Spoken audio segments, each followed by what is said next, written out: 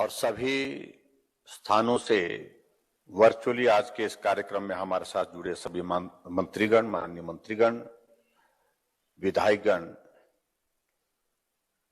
और उपस्थित सभी भाइयों बहनों और पत्रकार मित्रों, मेरे लिए यह बहुत प्रसन्नता का विषय है कि आज बजट प्रस्तुत करने के 2 दिन पश्चात एक अलग तरह के कार्यक्रम को एक स्वरूप दे करके इस बजट की जानकारी आम जनता तक हम बेहतर ढंग से पहुंचा सकें और उसके लिए इस प्रकार का एक जनसंवाद का एक कार्यक्रम हम तय करें। इस आयोजन के लिए मैं सभी साथियों का आभार व्यक्त करता हूं और सरकार के अधिकारियों का भी आभार व्यक्त करता हूं। शायद संभवतः पहली बार ये हिमाचल के इतिहास में ये हो रहा है कि बजट प्रस्तुत होने के पश्चात सीधा लोगों के बीच में अपनी बात कहने का अवसर इस प्रकार से प्रस्तुत हुआ। ये पहली बार इस प्रकार के कार्यक्रम का आयोजन हुआ है। सबसे पहले तो मैं आप सभी का आभार व्यक्त करता हूं कि आप सबके आशीर्वाद से हिमाचल प्रदेश में भारतीय जनता पार्टी की सरकार का ये 5वां बजट जो है वो प्रस्तुत करने का सौभाग्य मुझे प्राप्त हुआ।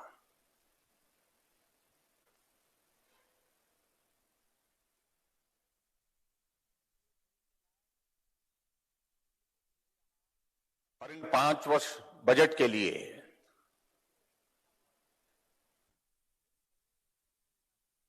मुझे लगता है कि हमारी बात अधूरी रहेगी कि जिस प्रकार से हमको केंद्र से आदरणीय प्रधानमंत्री नरेंद्र भाई मोदी जी का आशीर्वाद प्राप्त हुआ, उसको हम कभी भूल नहीं सकते हैं। छोटा प्रदेश, लेकिन समस्या बड़ी थी। जहां मदद के लिए बोला वहां मदद, जिस विकास कार्य को गति देने के लिए हमको कठिनाई आ रही थी, सहयोग मांगा, सहयोग मिला। और इसलिए आज के इस कार्यक्रम के माध्यम से मैं हिमाचल प्रदेश के सभी जनता की ओर से, देवभूमि हिमाचल प्रदेश की समस्त जनता की ओर से आदरणीय प्रधानमंत्री का अभिनंदन करता हूं, उनका आभार व्यक्त करता हूं।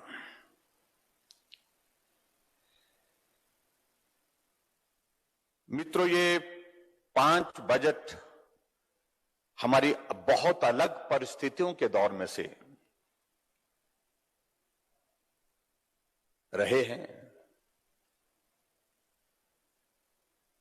और जिस बात को मुझे लगता है आज कहने की आवश्यकता नहीं, क्योंकि हम बहुत सारी मर्तबा, बहुत सारी बात इस संदर्भ में पहले भी कह चुके हैं। अगर हिमाचल प्रदेश में 27 दिसंबर 2017 को जो भारतीय जनता पार्टी की सरकार बनी थी,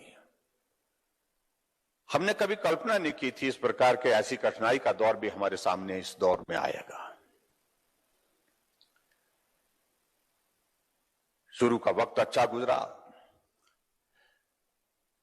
हमने हिमाचल प्रदेश के सभी विधानसभा में जाकर के लोगों के साथ संवाद स्थापित करने की कोशिश की। हमने लोगों के बीच में जाकर के उनकी समस्याओं को जानने की कोशिश की। लोगों के बीच में उन समस्याओं के समाधान क्या हो सकते हैं उसको समझने की कोशिश की, क्योंकि मैं पहली बार इस दायित्व पर हिमाचल प्रदेश में काम कर रहा हूं। स्वाभाविक रूप से मेरे लिए यह बहुत आवश्यक था कि मैं हिमाचल प्रदेश के लोगों के बीच में भी जाकर के लोगों की समस्याओं को सुनूं और उनके समाधान के लिए काम कर सकूं।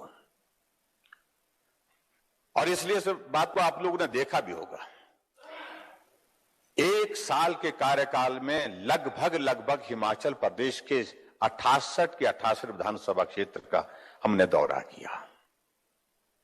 हम समझ सकें, हम जान सकें और उन समस्याओं का समाधान क्या हो सकता है, उस दिशा में आगे बढ़ सके।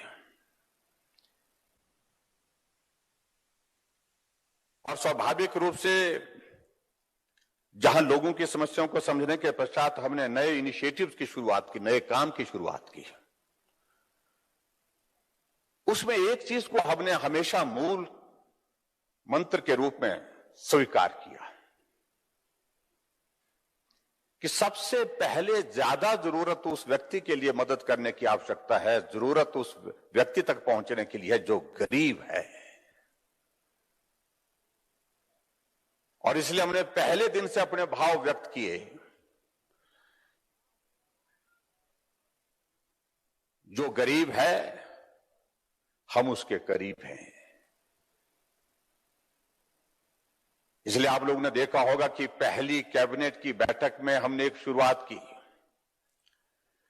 और वो शुरुआत मैं समझता हूं, मैं इस तरह से कह सकता हूं कि वो जीवन के अनुभव से वो एक शुरुआत थी। हमने पहली कैबिनेट का निर्णय लिया कि हिमाचल प्रदेश में जो बुजुर्ग हमको भीड़ में धक्के खाते हुए लाठी का सहारा लेकर के खड़े होकर के एप्लीकेशन देते हैं, कागज का टुकड़ा देते हैं कि हमें पेंशन लगाओ, वो परिस्थिति नहीं होनी चाहिए। जिन बुजुर्गों की वजह से हमने इस दुनिया को देखा है, दुनिया को सीखा है, दुनिया को समझा है, आज ऐसी परिस्थिति के दौर में हमने उनको देखा, परिवार में सब कुछ होने के बावजूद वो कागज का टुकड़ा लेकर के हमारे सामने खड़ा होकर के पेंशन की गुहार करता है।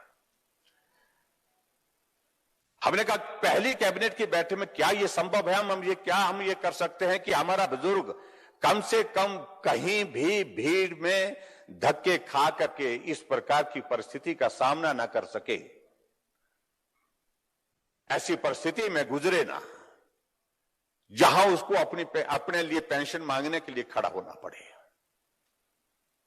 तो पहली कैबिनेट का निर्णय हमने किया कि 70 साल से ऊपर के सभी बुजुर्गों के लिए पेंशन का प्रावधान और 1500 रुपए पेंशन का प्रावधान हमने हिमाचल प्रदेश में, यह कैबिनेट का पहला निर्णय था।